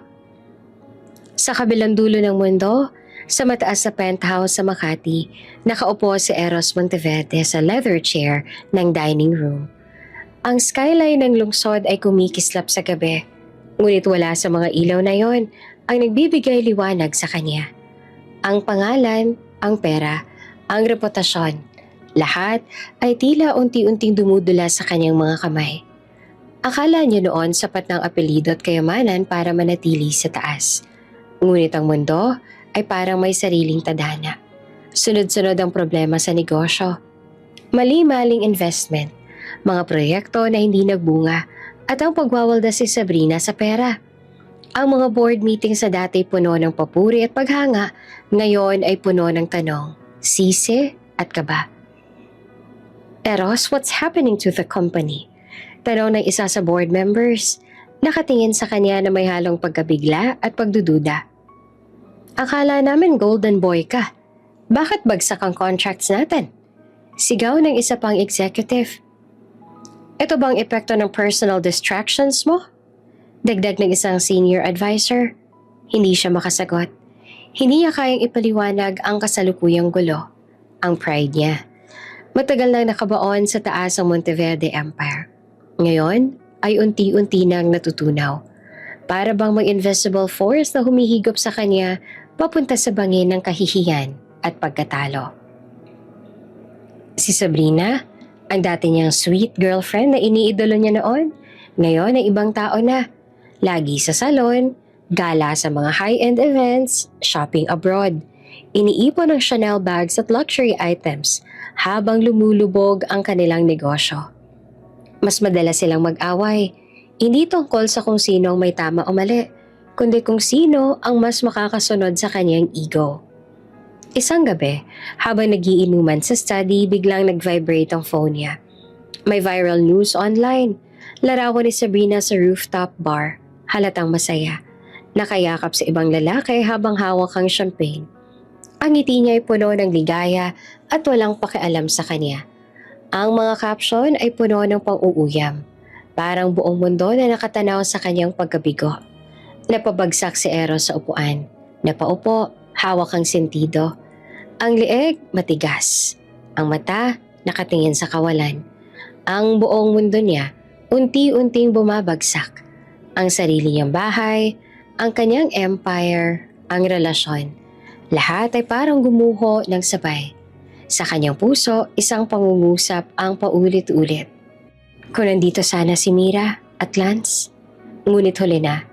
Ang dalawa ay wala na sa mundo niya. Nawala. Lumipad sa ibang bansa. Nagtatayo ng bagong buhay. At siya, naiwan sa pagkasira ng lahat ng mahal niya. Ang dating kilabot ng lipunan, ngayon ay parang estranghero na sa sariling penthouse. Lumabas siya sa sala at tumingin sa terrace. Ang hangin ay malamig, humahaplos sa mukha niya. Pero hindi niya naramdaman ang kalayaan. Ang mga ilaw sa lungsod ay kumikislap, ngunit wala ni isa nagbibigay liwanag sa puso niya. Tumayo siya sa railing, nakatingin sa malayo. Ang bawat flash ng mga streetlights ay paalala ng pagkabagsak niya. Sa isang drawer sa study, nakita niya ang lumang retrato. Kuha noong kasal nila ni Mira. Nakangiti silang dalawa. Ang mundo para sa kanya noon ay perpekto, puno ng pangarap at pangako. Hawak niya ang larawan ng mahigpit. Parang huling piraso ng dignidad niya. Hindi siya umiiyak, pero ang panga niya kumikibot. Ang katawan ay nanlalambot sa bigat ng kabiguan. Tumalon ang alaala ng lahat nang nawala. Ang ngiti ni Mira bago sila pumasok sa simbahan, ang simpleng yakap ng bata, ang tahimik na gabi na puno ng pangako. Lahat ng iyon, lumilipad na parang hangin sa ulap. Habang nakaupo sa study, napansin niya ang telepono. Notifications, patuloy na dumarating. Balita tungkol sa stock market crash ng Monteverde Corp. Photos ng luxury party si Sabrina. At social media posts ng kanilang anak na wala sa piling niya. Ang buong mundo tila tumatawa sa kanyang pagbagsak. Sa gitna ng gulo, tinawag siya ng assistant niya. "Sir, kailangan po natin gumawa ng statement sa media." "Hindi ko kaya." Sagot niya na ang boses ay walang lakas. "Wala na akong kalaban-laban. Wala na akong lugar dito." Ngunit sa loob ng sarili niya, may maliit na tinig. Isang tila napakatagal na nakalimutan kung paanong manindigan. Ngunit ngayon, ang tinig na iyon ay natatabunan ng sakit at pangungulila. Sa gabi, habang nakatitig sa city lights, naiisip niya, paano siyang nagkamali? Bakit ang mga desisyon niya ay humantong sa ganitong kabagsakan? Para bang bawat akbang, bawat kontrata, bawat pagwawaldas ay nagbalik sa kanya sa mga gabing hindi niya pinili si Mira. Bumalik siya sa drawer, hawak ang lumang litrato at tahimik na bumulong sa sarili. "Mira? Lance?" Hindi niya alam kung paanong babawiin ang nawala.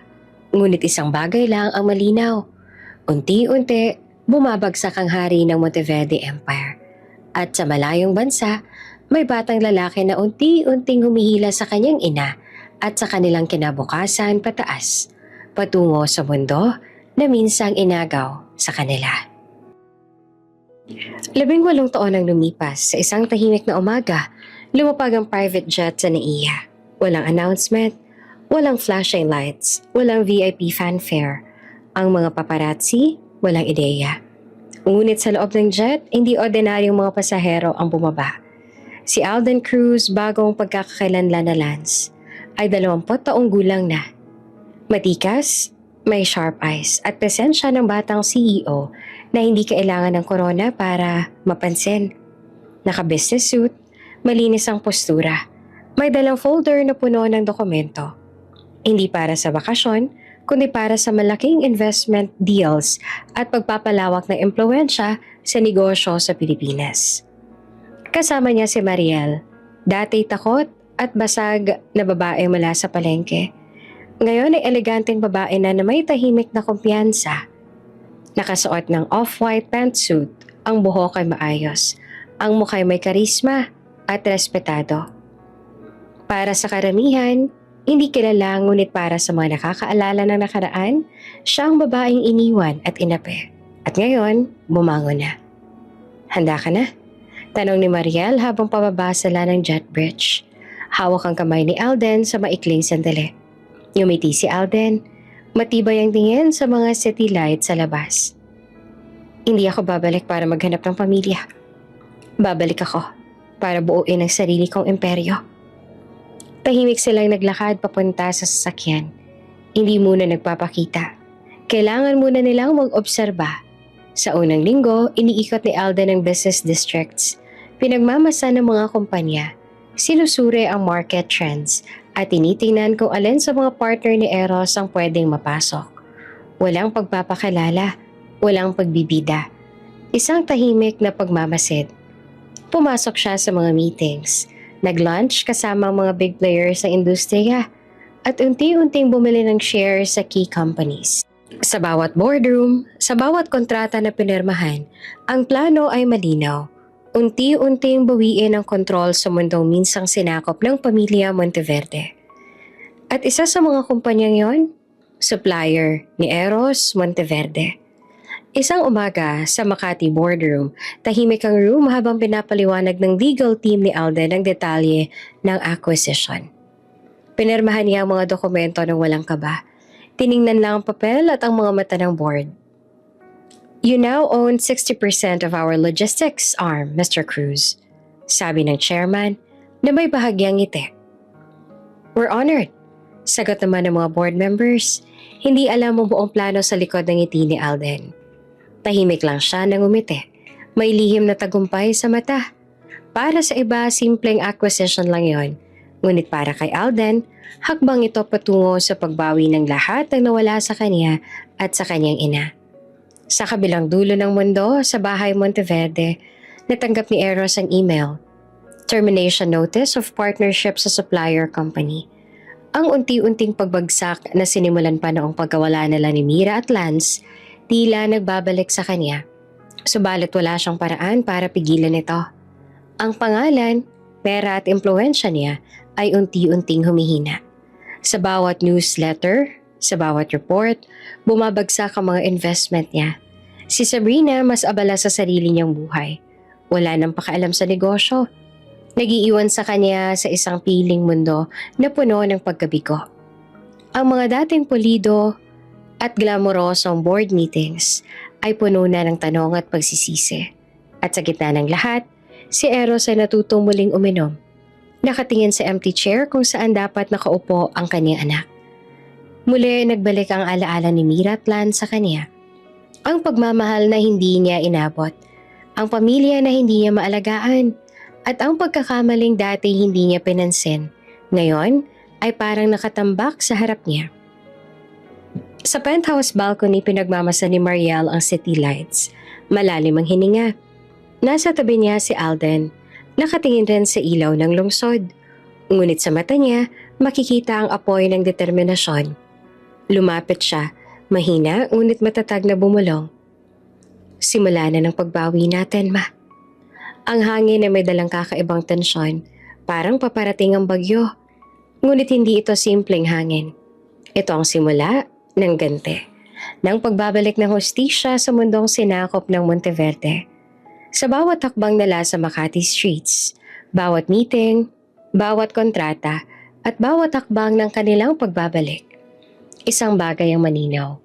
Hindi lang basta negosyo ang kanilang bubuuin, isang bagong imperyo, isang bagong reputasyon, at higit sa lahat, isang bagong kapalaran para sa mga minahal at inaapi.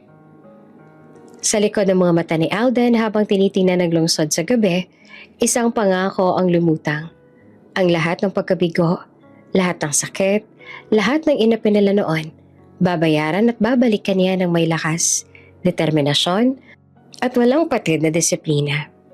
Tahimik na tumingin si Mariel, hawak ang kamay ni Alden. Alam na ang bawat plano ay unti-unting maisa sa katuparan. Sa hangin, sa ilaw ng lungsod, sa mga tahimik na boardrooms, nagsimula ang pagbawi. Habang nakatitig sa city skyline, tahimik na bumulong si Alden sa ina. Simula na ito, ma. Ang mundong inagaw sa atin, kukunin natin. Ang gabi ay tahimik, ngunit ang paparating na ganti ay nararamdaman na sa bawat hanging humahaplos sa kanilang mukha. Ang dating makapangyarihang pangalan ni Eros Monteverde ay minsang simbolo ng yaman at impluensya. Ngayon ay unti-unting nagiging abo sa ilalim ng kanyang sariling mga kamay. Ang bawat supplier na dati tapat, biglang nag-withdraw. Ang mga partners at financiers na noon ay nagmamadaling lumapit, ngayon ay nagbago ng direksyon.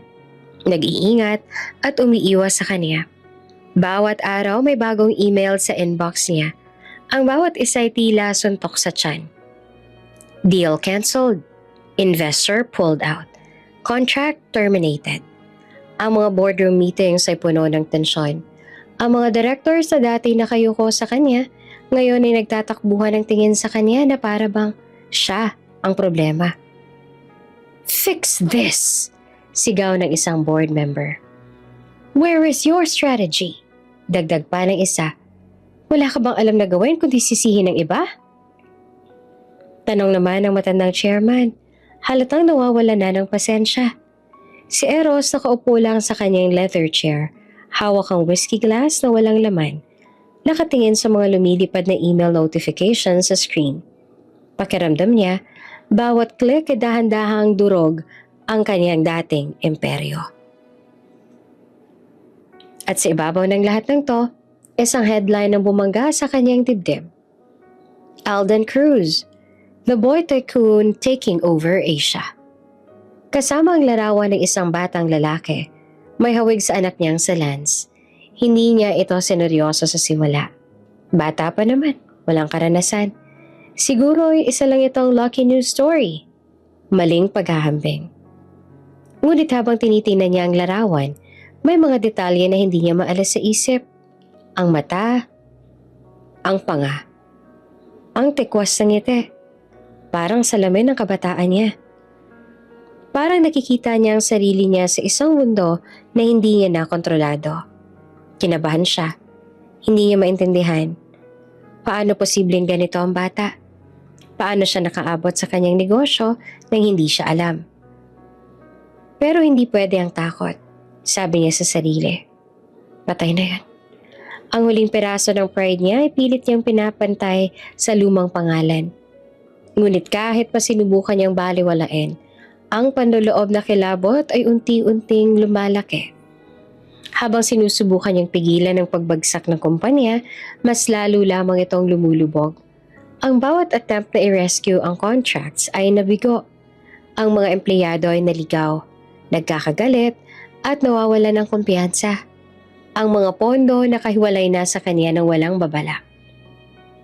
Sana may kasangga siya, pero wala. Si Sabrina na dating kasama niya sa taas ay wala na rin. Nag-elope sa ibang bansa kasama ang lalaking nasa viral photo.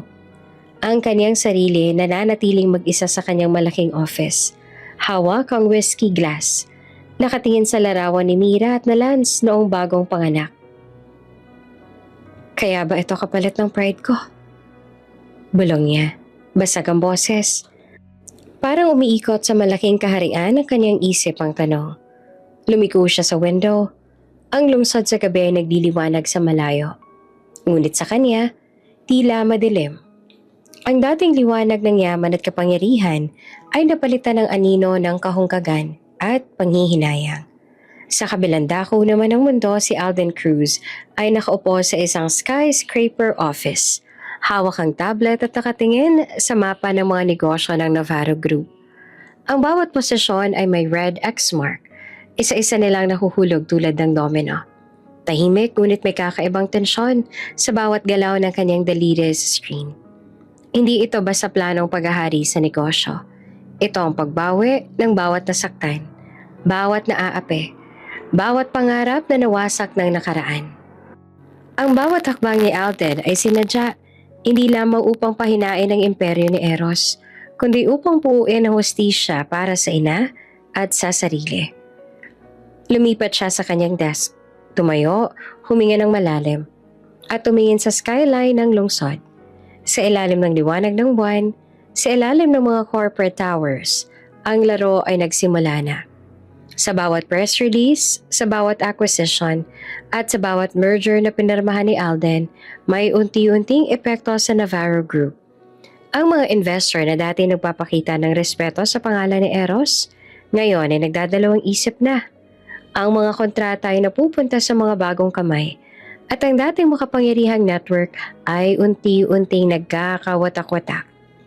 At sa penthouse ng Navarro, nakaupo si Eros. Hawak ang larawan ni Mariel at Lance. Ang telebisyon sa background ay may live coverage. Isang press conference ni Alden Cruz. Si Eros sa unang pagkakataon, hindi nanggigil. Hindi siya galit. Hindi rin takot sa dati niyang kapangyarihan. Ngunit ngayon, isang ibang pakiramdam ang dumating. Takot. Ang batang lalaki sa telebisyon na may ngiti, may kumpiyansa, may boses ng leader na hindi hinahadlangan ng edad, ay kumakatawan sa isang puwersa na hindi niya alam kung paano haharapin. Sino ka ba talaga, Alden Cruz? Bulong niya sa sarili. Halos wala siyang boses. Ang mga mata niya ay nakatuon sa screen. Naghahanap ng sagot na alam niyang darating. At sa bawat eksenang iyon, sa bawat hakbang na ginawa ni Alden sa likod ng lungsod, ang dating hari ng Monteverde Empire ay unti-unting bumagsak. Ang pagkakahiwalay sa pamilya, ang mga maling desisyon, ang nakaraan na hindi mababawi, lahat ay nagsanib upang ipakita sa kanya ang realidad. Ang imperyo niya ay unti-unting nagiging alaala.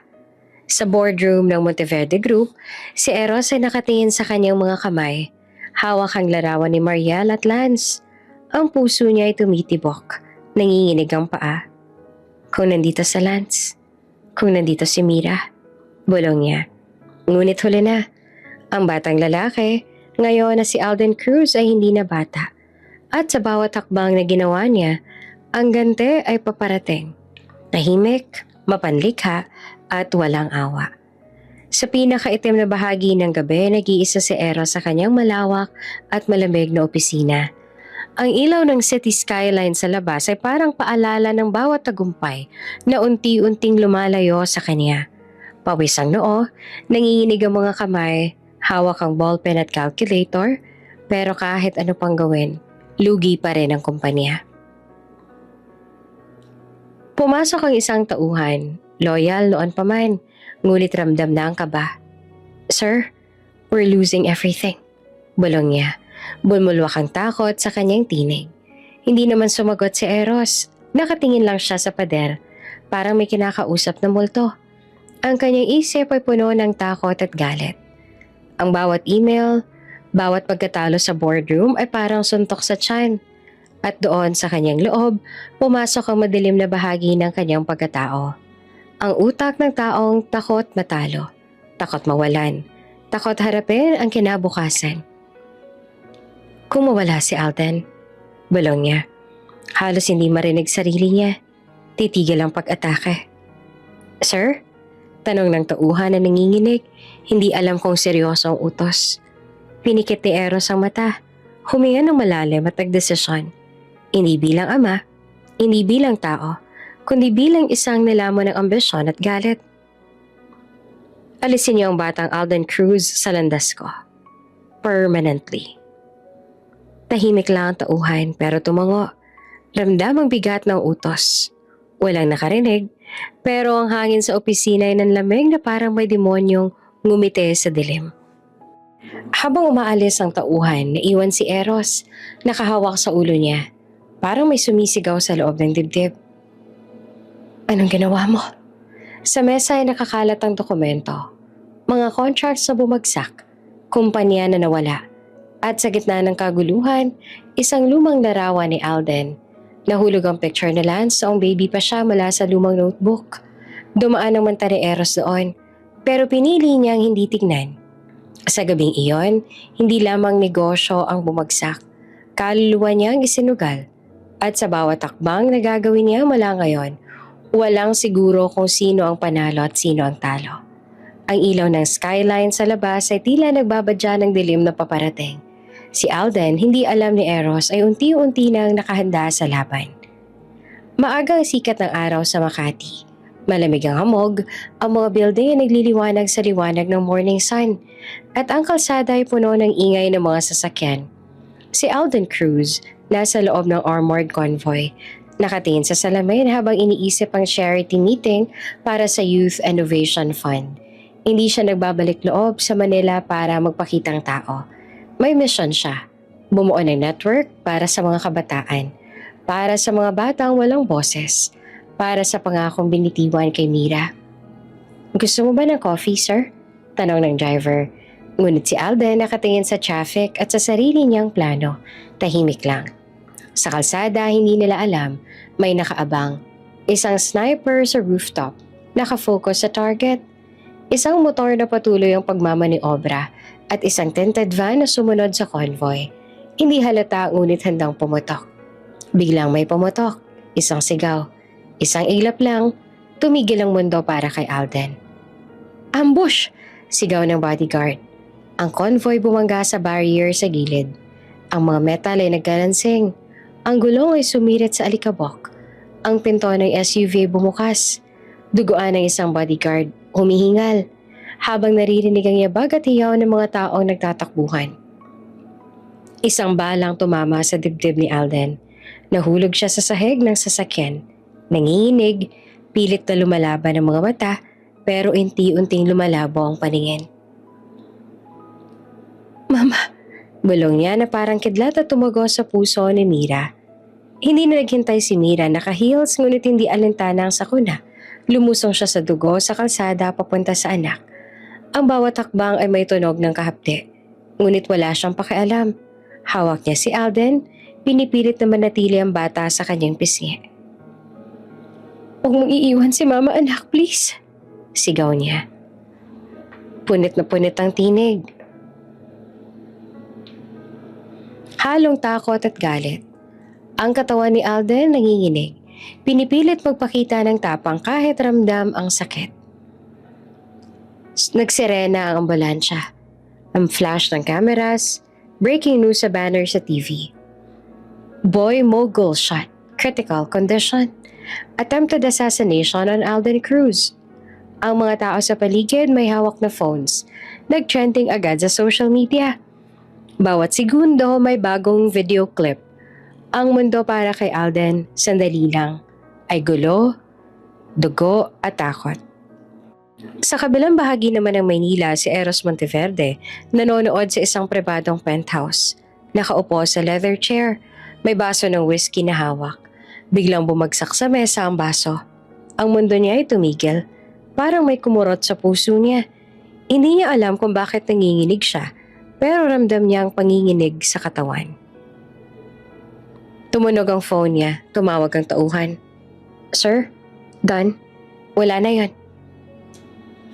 Natuyot ang dugo ni Eros sa katawan. Parang hindi siya makahinga. Parang ang hangin mismo ay pumigil sa baga. Hindi niya alam kung bakit nanginginig siya, pero ramdam niya, alam niya sa kaibuturan ng kanyang puso, siya mismo nagpadala sa bala. Sa loob ng penthouse, nakaupo siya sa sahig. Hawak ang ulo.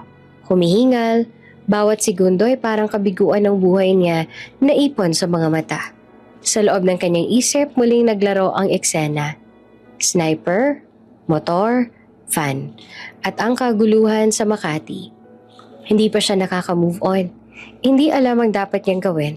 At higit sa lahat, hindi niya inaasahan na siya mismo ang pumatay sa sariling anak. Si Mira nasa ambulance, hawak ang anak. Umiiyak at pinipilit na manatiling malakas. Si Alden sa gitna ng sakit at pangungulila, pilit humihinga. Ramdam ang init ng kamay ng ina sa kanyang balat. Sa labas ng mga kameras, nagre-record. Ang social media puno ng speculation, trending hashtags at bawat minuto ay may lumalabas na bagong angle ng insidente. Ngunit sa puso ni Mariel, wala sa numero o headline ang mahalaga. Ang mahalaga, buhay ang anak. Si Eros ay nanonood naman ng live coverage sa TV, hawak ang whiskey glass. Ang mga mata niya pumupugak sa bawat shot ng convoy, bawat flash ng camera, bawat sigaw sa background. Sa unang pagkakataon sa loob ng maraming taon, nakaramdam siya ng takot, ng guilt at ng kahulugan ng pagkatalo. Wala pa siyang alam, ngunit ang utos niya ay nagbabalik sa kanya. At sa sandaling iyon, ang demonyong ambisyon, pride at galit ay nag-umpisang ilahad ang tunay na presyo ng kanyang ginawa. Sa ER ng isang malaking ospital sa Makati, kumakaripas sa mga doktor, nurse at paramedics. Ang mga ilaw ng emergency lights ay kumikislap sa malakulay na halo ng pula at asul. Ang sahig, basa ng dugo. Bawat hakbang ay may kalabit ng metal at kahapde. Si Mira, naka-black dress. Ang buhok ay bahagyang basa sa pawis. Yakap ang kamay ni Alden. Pilit na humihinga sa bawat tunog ng beep ng heart monitor sa corridor habang dinadala siya papasok sa operating room. Nanginig ang kanyang katawan. Bawat tibok ng puso ay parang sumabog sa dibdib niya. "Doc, iligtas niyo po ang anak ko. Siya lang ang meron ako." Pabulong niyang sigaw. Halos walang boses sa lungkot at takot. Ngunit walang sagot ang doktor. Tahimik lang siyang naglalakad. Hawak ang tray ng surgical tools. Parang sundalong papasok sa digmaan. Ang pinto ng OR sumara sa likod nila. Nag-iwan ng katahimikan at kaba sa corridor. Napaluhod si Mira sa sahig ng ospital. Ang mga kamay niya ay nanginginig. Ang mata basang-basa sa luha. Naghiyaw siya ng tahimik. Pilit na inaawit ang pangalan ng anak. Ang bawat hiyaw ay parang suntok sa sariling dibdib. Hindi niya alintana ang kamera sa labas, ang media o ang mga pulis na nakamasid. Para sa kanya, ang oras ay natigil. Hindi pwedeng mangyari to. Hindi pwedeng mangyari. Bulong niya sa sarili. Ang boses ay basag. Ang katawan nanginginig. Sa kabilang bahagi naman ng lungsod, si Eros Monteverde nakalugmok sa office niya. Hawak ang whiskey glass na hindi nalasing, ngunit pawis ang bumalot sa kanyang katawan. Nanlalabo ang mata, nanginginig ang mga kamay at parang may kumurot sa puso niya sa bawat flash report sa TV. Boy mogul shot, critical condition. Ambulance rush to. Basa ng screen sa blood red letters. Bawat salita tumutuhog sa kanyang dibdib. Hindi niya maunawaan kung bakit nanginginig ang buong katawan niya. Bakit tila may bungo ng kidlat ang dumampi sa kanyang utak? Tumawag ulit ang tauhan niya sa telepono. Sir, sigurado yan. Wala nang babalik. Napahawak si Eros sa telepono. Parang hawak ang huling hininga niya. Para bang may nakasakal na bagyong hindi niya maalis. Sa unang beses sa maraming taon, napaiyak siya. Hindi para sa sarili, hindi para sa pera o reputasyon, kundi para sa isang katotohanang hindi niya alam. Sa loob ng OR, ang mga surgeon abala sa pag-aalaga kay Alden. Ang bawat putok ng monitor, ang bawat beep ng ventilator, bawat tunog ng metal, ay parang ritmo ng isang laban para sa buhay. Ang dugo, pagod at tensyon pinaghalo sa katahimikan. Si Mira nananatili sa labas, hindi nakalayo, hindi nakaupo. Nakatayo sa koridor, kumakapit sa bala ng katawan niya, habang ang bawat sandali ay may kahulugan ng eternity. Ang bawat patak ng luha niya, bawat paghinga ay naglalaman ng pangako. Hindi siya mawawalan. Hindi niya hahayaan ang anak na mawala sa kanya. Lumipas ang mga minuto, bawat isa tila oras. Bawat isa, tila siglo. Ang bawat tawag ng doktor sa koridor ay nagpataas ang tibok ng puso ni Mira. Naririnig niya ang bawat hiyaw ng nurse sa OR. Bawat pagtapik ng glove sa kamay ng surgeon. Ang sakit at takot ay parang naghalo sa katawan niya. Ngunit sa bawat tibok ng puso niya, may lakas na unti-unting bumabalik. Sa kabilang dulo ng lungsod, si Eros naman ay nakaupo pa rin sa office. Nakatingin sa screen, hawak ang ulo, nanginginig. Ang basag na pride, basag na puso, basag na mundo, unti-unting bumabalik sa kanya ang alaala ni Mariel at Lance. Ngunit huli na, sa bawat flash report ng ambulance, bawat breaking news alert, unti-unti siyang nauubos sa kaba. Sa labas ng OR, napadapa si Mira sa sahig. Ngunit hindi siya sumuko. Huminga siya ng malalim, hinawakan ng kamay ni Alden sa plexiglass barrier ng OR window at pinakiramdaman ng bawat patak ng kanyang buhay sa anak. Isang surgeon ang lumabas. Mukhang seryoso pero may liwanag ng pag-asa. Miss Mariel, stable na siya. Kailangan lang niyang maobserbahan pa. Napayakap si Mira sa hangin. Parang humihinga siya para sa sarili at para sa anak. Ang relief ay halong pagod, lungkot at pasasalamat. Ngunit sa likod ng kaligtasan, ramdam niya ang bigat ng mundo. Hindi pa tapos ang laban. Hindi pa tapos ang gulo na dala ng nakaraan. Habang hawak ni Mariel ang kamay ni Alden, nakatayo sa dilim si Eros sa kanyang office. Walang alam sa loob ng puso niya ang buong katotohanan. Sa unang pagkakataon, alam niya na sobrahan siya ng ambisyon. At sa gabing iyon, hindi lamang negosyo ang isinugal niya, kundi ang buhay ng anak. Hindi naman nakadulog si Eros Monteverde sa loob ng kanyang maluwang ngunit malamig na penthouse. Binuksan niya ang lumang kahon ng mga gamit ni Mira.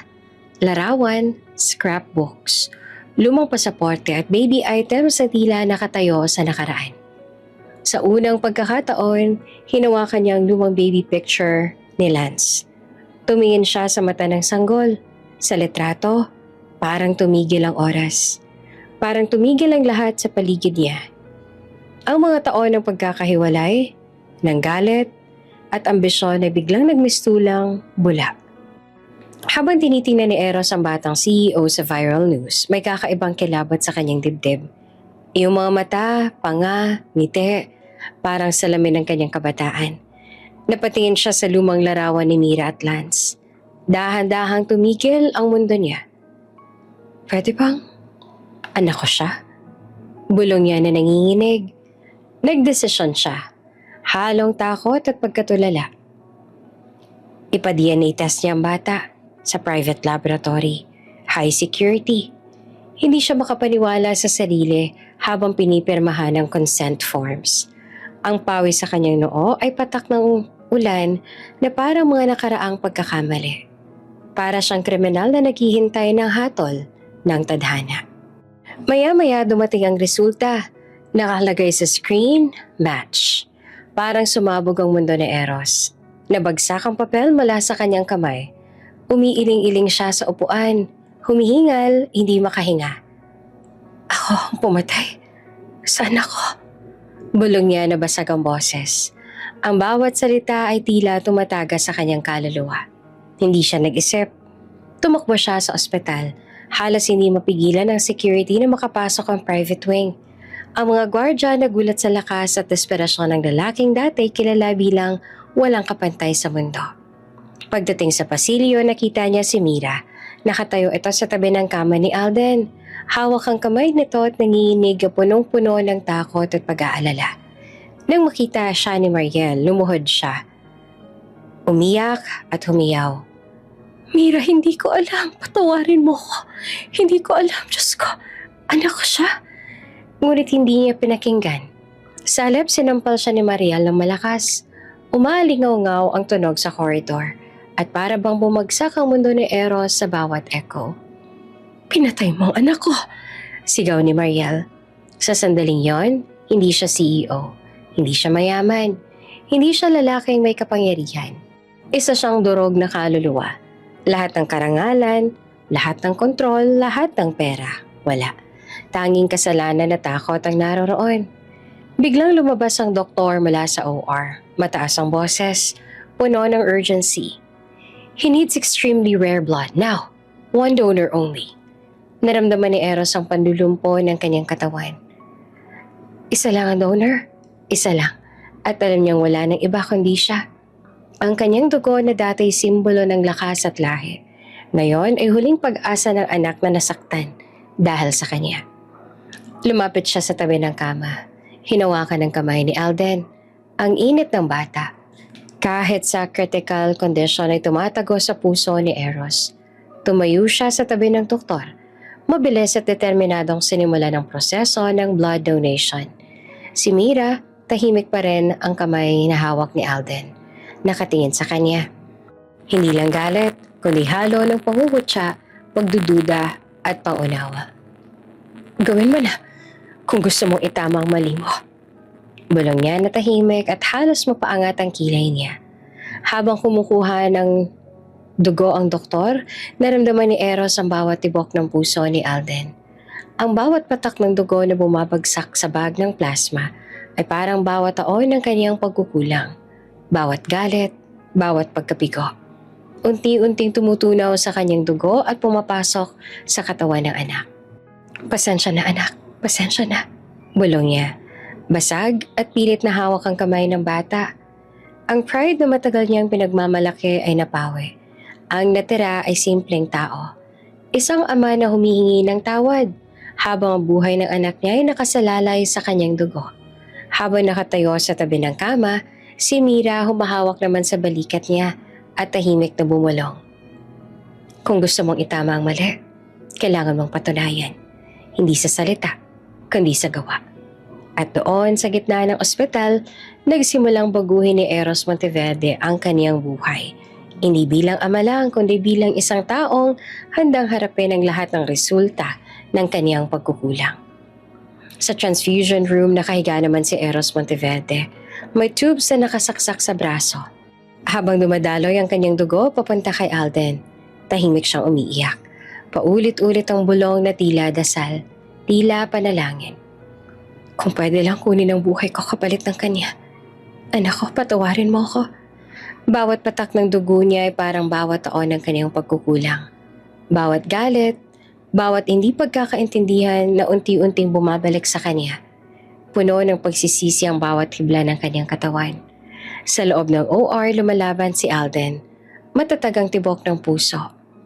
Ngunit mahina, Parang bata na naglalakad sa hangganan ng buhay at kamatayan. Hindi niya marinig ang mga salita ni Eros, ngunit ramdam ng kaluluwa niya ang sakripisyong ginawa ng taong minsang hindi niya makilala bilang ama. Dugo na nagbibigay ng pagkakataong mabuhay. Dugo na puno ng pagsisisi at hangarin na itama ang mali. Ang mga oras na lumipas. Ang oras ay tila huminto habang si Mariel nakatayo sa tabi, hawak ang kamay ni Alden. Hindi mapakali ngunit puno ng pag-asa. Lumabas ang surgeon, may malalim na hinga. Stable na siya. Napahagulgol si Mira, humagod sa kanyang anak, habang si Eros bagsak sa tuhod, hawak ang pader at parang nabunutan ng pangil ang demonyong sumakop sa kanyang puso. Para sa unang pagkakataon, hindi siya makagalaw sa galit, kapangyarihan o kayamanan. Tao lang siya, nakaharap sa kanyang kasalanan. Nang magising si Alden, lumapit si Eros sa parang aso na humihingi ng pagmamahal. Anak, please. Ngunit malamig ang mata ni Alden. Ang sugat sa dibdib niya ay mas masakit pa kaysa sa bala. For my mother, I will live, but not for you. Tumulo ang luha ni Eros. Ang kasalanan niya hindi na mabubura. At sa sandaling iyon, unti-unting natutunan niyang harapin ang sakit ng sariling gawa. Dumating ang mga pulis sa mansyon ng Monteverde. Dala ang warrant para sa pagkakasala ni Eros. Tahimik lang siya, nakatayo sa gitna ng malaking sala. Parang bato. Walang galaw, walang sigaw. Hindi nagtatangkang tumakas. Tumango lang siya nang makita si Mariel at Alden na dahan-dahang lumalapit. Parehong may mabigat na tindig. Parehong nagdadala ng katahimikan na puno ng tensyon. Bago isuot ang posas, lumuhod si Eros sa harap nila. Parang isang taong ganap ng durog ang katawan at kaluluwa. Ang boses niya, basag at nanginginig. Halos hindi marinig. Patawad, kahit hindi ko deserve. Tumigil si Clara sa kanyang paghinga. Nang marinig iyon, hindi siya nagsalita. Tumulo lamang ang luha niya. Biglang bumigat sa dibdib. Hindi para kay Eros kundi dahil sa bigat na matagal niya nang pinasan. Hindi siya umiiyak para sa galit o puot. Umiiyak siya dahil sa dulo ng sakit, dulo ng pinakamasakit na kabanata sa buhay niya, at sa wakas, dumating ng yugto ng pagbitaw. Napangiti siya ng bahagya. Dahan-dahan na ibinalik ang kanyang lakas. Alam niya na tapos na ang panahon ng galit at bigati. Si Alden, matatag na may dignidad, lumakad palayo. Hawak ang bagong buhay na pinaglaban niya. Sa murang edad, siya na ang pinakamaliit at pinakabatang empire builder sa Asia. Ngunit hindi lamang sa pera o kapangyarihan siya nakabase, sa puso at prinsipyo. Habang papalayo siya, naramdaman ni Eros ang bigat ng pagkawala. Hindi lamang ng kapangyarihan, kundi ng pagkakataong mahalin at maprotektahan ng anak na noon pa man ay wala sa kanya. Sa kabilang dako, si Mira ay nagsimula namang magtayo ng foundation para sa mga inang iniwan, sinaktan. Isang lugar ng pag-asa at pangarap para sa mga kababaihang katulad niya. Dito niya na ipapasa ang lakas at tapang na natutunan niya mula sa sariling pakikibaka. At dito rin niya nakita na ang buhay ay pwedeng muling itayo kahit na ilang ulit ka pang nadurog. Si Eros sa maliit na prayer chapel sa loob ng bilibid, araw-araw nagdarasal, hindi para sa kalayaan, kundi para sa kabayaran at paghilom ng kanyang kaluluwa. Pinipilit niyang humarap sa sariling kasalanan, kinikilala ang lahat ng mali na ginawa niya, at natututo mula sa sakit na tanging siya lang ang nakakaintindi. Walang anumang bisyo, walang kapangyarihan, tanging katahimikan at panalangin ang kaagapay niya. 2 taon ang lumipas, tahimik at simpleng visitation room lang sa loob ng bilibid. Lumakad si Alden papasok. Ang mukha ay seryoso, ngunit walang galit. Hawak ang kanyang briefcase sa isang kamay. Ang kalooban ay matatag ngunit mahinahon. Tahimik, walang drama. Simpleng salita lang. Dad, parang bomba ang naging epekto nito kay Eros. Bumagsak siya mula sa pagkakaupo. Walang puwersang humarap sa katahimikan ng paligid. Sumabog ang luha.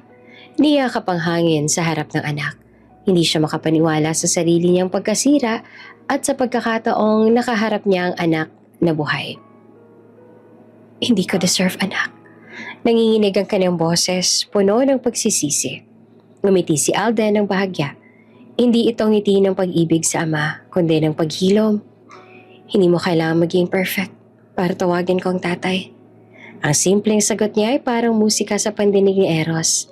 At sa unang pagkakataon sa mahabang panahon, nakaramdam siya ng kaunting pag-asa at kapatawaran.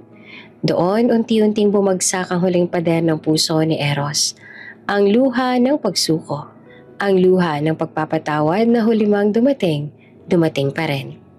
Hindi ito dahil sa tama ang lahat ng ginawa niya, kundi dahil sa katotohanan na kahit ang pinakamasamang puso ay pwedeng matutong magmahal at matuto sa pagkakamali. Si Mira sa kabilang silid, tahimik na nakangiti habang nakikita ang eksena, hindi para kay Eros, kundi para sa hinaharap nila. Sa anak na kanilang pinaglaban, sa kapangyarihang hindi nakabase sa pera, kundi sa puso at kabutihan. Sa labas, ang araw ay sumisilip sa bintana. Malaginto ang liwanag, isang simbolo ng bagong simula. Ang dating madilim na pamilya na puno ng galit, pangungutya at pagdurusa ay natutong bumangon, naghilom at muling magmahal. May mga pusong kailangang durugin muna bago matutong magmahal.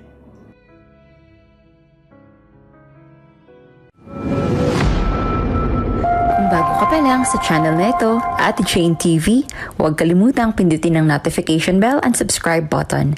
Sana po hindi naman malaking abala sa inyo ang pagpindot ng subscribe button dahil ang kapalit po nito ay ang pagsuporta para makapag-produce ng mga libreng stories sa mga channels ni Ate Jane.